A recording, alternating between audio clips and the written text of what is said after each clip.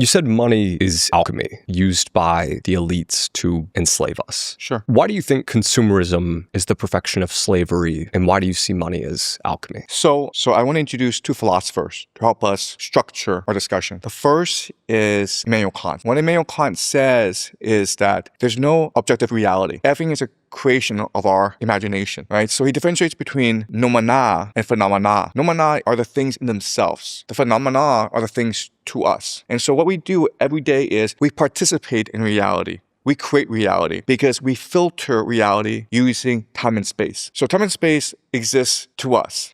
They are what is called the ego, but time and space don't actually exist outside of us. And so that's a really important idea to understand, that reality is a hallucination. It's a collective creation. So whatever we imagine reality to be, reality becomes. Okay, so that's the first idea. Second idea is Plato's cave. So in his book, The Republic, Plato writes about the allegory of the cave. So imagine a cavern, and everyone, about 1 million people, are living there. They're all lined up one by one, staring at a wall. Okay, and they're chained to this wall, and their necks are shackled down. So they can't even move their necks to look around them. They can only stare directly into the wall. And behind them are some people, okay? Plato never clarifies who they are. Doesn't really matter who they are. But what they do is there's a fire behind them, and they take puppets and they reflect these puppets onto the wall. And so the only thing we can see is the wall, right? So we see these shadows and we think that this is reality itself. Okay? We know better.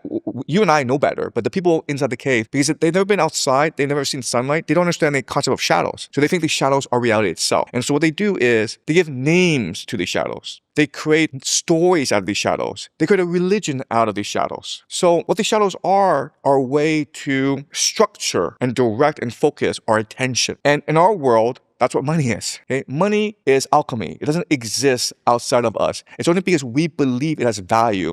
It has value. So now the question is, how did we get to this system? How was this system created? Well, believe it or not, but for the longest time, money was not an issue for people. So for example, let's go to the Vikings. If you're a Viking, what you did was you spent most of your time farming or fishing, but now and then you and your mates got together and you go and raided an Irish village or an English village for fun, okay? And you would target monasteries, because in monasteries, there was a lot of gold. They would print books, and then the book covers would have a lot of gold, especially Bibles. And then they would take this gold and maybe sell it. They might capture some slaves, and then they would sell it to the Ottomans or the Byzantines, whoever, okay? And so they would make a lot of money in these raids. The moment they got back home, they spent all this money on a feast for the community. And that's like literally how people spent their money. They didn't save it because there was no point, right? I mean, you could save your money by digging a hole and putting all the gold in the ground, but why would you do that? That was pointless. What you cared about was your reputation among your peers. What you cared about was a community.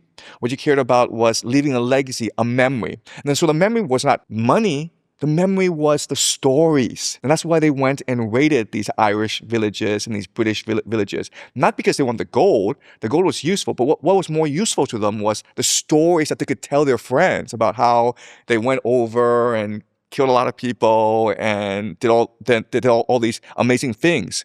That's what their social currency was, right? What they wanted to do was like sit in their longhouses in the cold of winter, and there's a fire, and they would tell each other these stories of, this great hero who went to Iceland and founded the colony there, and then he died for some silly reason, okay? But they had all these great stories, and we still have them today, the sagas, right? The Norse sagas. And, they're wonderful stories. And that's how most people live their lives in human history. This changed at a very particular time in human history. And the year is 1694, okay? 1694. The reason why is the Bank of England was chartered, England, at this time. 1688 is something called the Glorious Revolution. So think of the Glorious Revolution as a marriage between two Protestant empires, the British and the Dutch Republic. And at this time in history, the Dutch Republic were the wealthiest people in the world because they controlled the spice trade in the Far East. So their ships went to the Far East, collected spice, and then sold it throughout Europe. And spice at this time in history was the most valuable commodity in the world because it made your food taste better, right? You couldn't actually use gold, but you could use spices. So spices were the most valuable commodity in the world,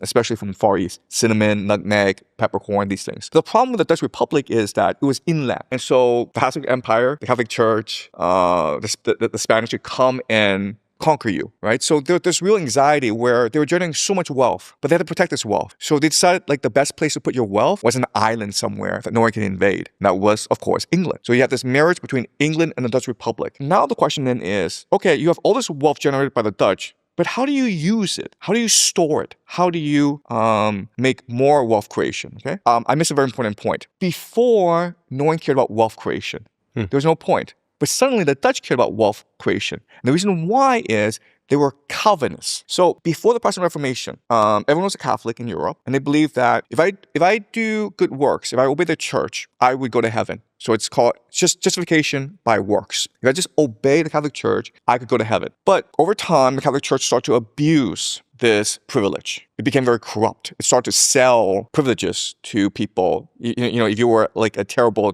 aristocrat, you committed all sorts of sins, but you had a lot of money, the Catholic Church would be like, oh, that's fine. We'll forgive you. And that's indulgences?